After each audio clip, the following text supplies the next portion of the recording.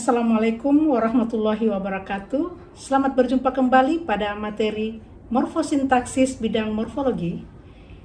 Kali ini saya akan membahas dua pokok bahasan, yaitu prinsip-prinsip pengenalan morfem, morf, dan alomorf.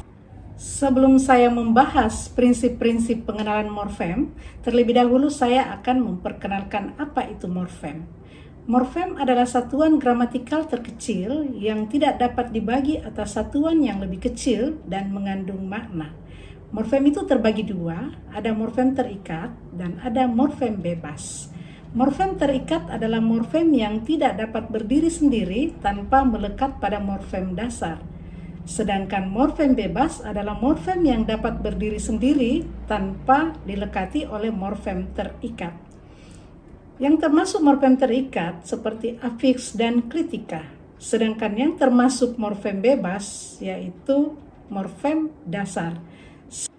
Selain itu ada pula morfem dasar terikat. Baik, saya mulai prinsip-prinsip pengenalan morfem. Menurut Profesor Ramlan, ada 6 prinsip pengenalan morfem.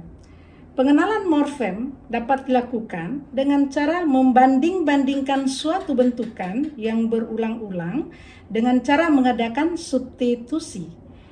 Deretan morfologik atau paradigma merupakan salah satu cara untuk mengetahui apakah sebuah morfem itu morfem yang sama atau sebuah morfem yang berbeda. Prinsip yang pertama, satuan-satuan atau bentuk-bentuk yang memiliki struktur fonologis dan makna yang sama termasuk satu morfem. Kita mulai pada prinsip pengenalan morfem yang pertama, morfem tonton pada deretan morfologik menonton, penonton, tontonan, ditonton merupakan morfem dari tonton.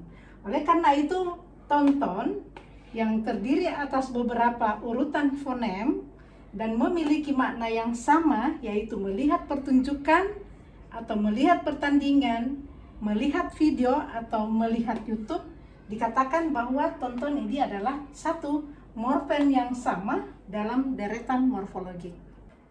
Prinsip pengenalan morfem yang kedua dilihat pada prefiks meng. Prefiks meng dapat dianggap sebagai satu morfem yang sama pada meng menjadi menjual, meng membuang, meng mengganti, meng menyalin, meng mengebom, meng merawat, mengalami perubahan-perubahan bunyi pada saat bertemu dengan morfem yang berfonem awal J, B, G, S, satu suku kata, dan R. Kehadiran meng, men, menge, dan me merupakan satu morfem yang sama dengan meng.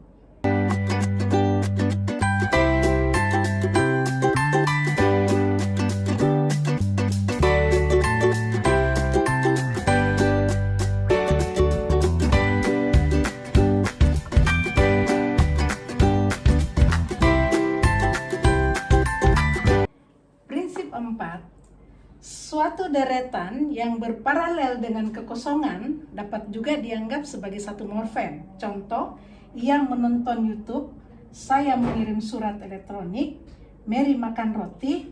Makan di sini ada morfem tapi terjadi kekosongan. Kemudian Yoda minum soda, ada morfem tetapi terjadi kekosongan. Kekosongan ini tetap dianggap sebagai satu morfem yang disebut dengan morfem zero.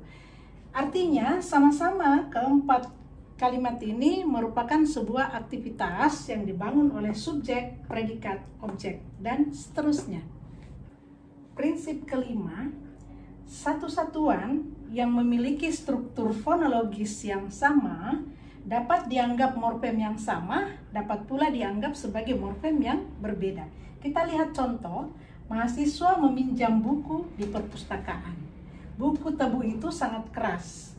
Morfem buku pada contoh pertama dan morfem buku pada contoh kedua dianggap morfem yang berbeda walaupun memiliki struktur fonologis yang sama tetapi memiliki makna yang berbeda.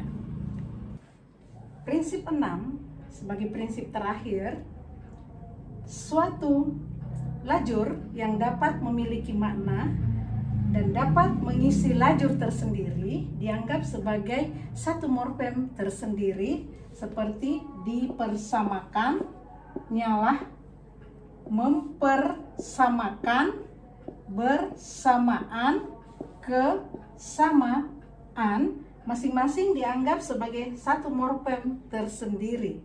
Kita bandingkan dengan contoh 2, yaitu sama, bersama, bukan sebagai satu morfem karena tidak memiliki makna. Demikianlah penjelasan prinsip-prinsip pengenalan morfem. Adapun morfem, morf, dan alomorf akan saya jelaskan pada pertemuan selanjutnya. Sekian dan terima kasih.